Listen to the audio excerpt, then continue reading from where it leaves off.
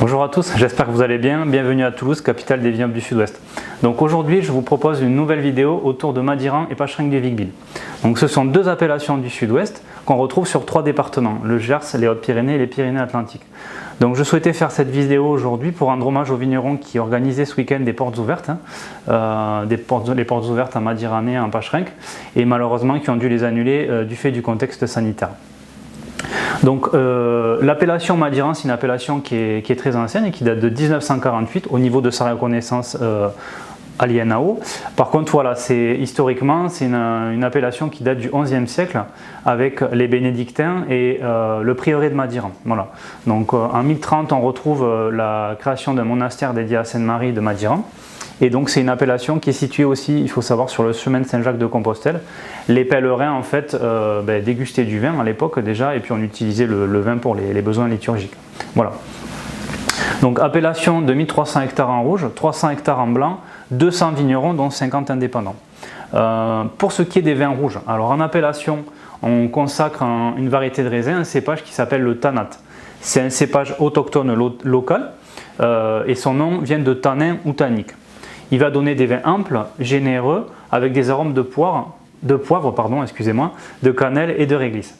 Il peut être aussi assemblé à des cépages comme le cabernet ou le pinenc, qu'on appelle aussi dans la région fer-servadou. Voilà, il peut avoir plusieurs noms ce cépage, le pinenc, on le retrouve sur plusieurs appellations du Sud-Ouest.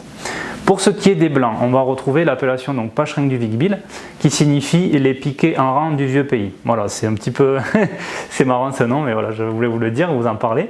Donc les cépages principaux pour les Pacherinck sont le petit et le gros mansin, le petit courbu, et il peut être assemblé aussi parfois avec des cépages minoritaires comme la Ruffiac ou le Sauvignon.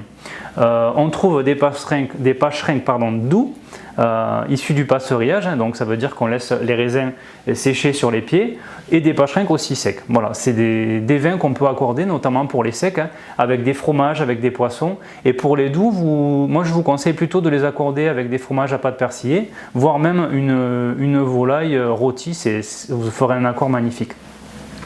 En ce qui concerne les vignerons de l'appellation, donc on retrouve une cave coopérative qui s'appelle la cave de Crouseille, que je salue au passage.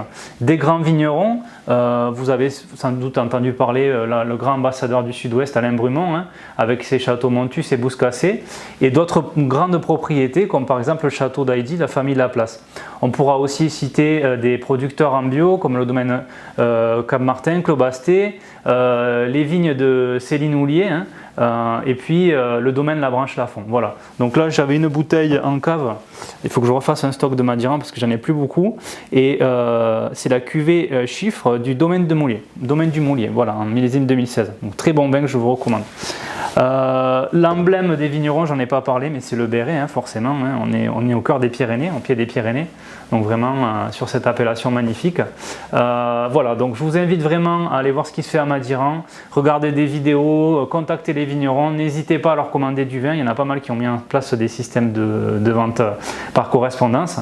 Je vous remercie pour votre attention, bien sûr à consommer avec modération, et puis je vous dis à très bientôt, n'hésitez pas à liker cette vidéo si vous l'avez aimée, à la partager, et à tout bientôt, au revoir.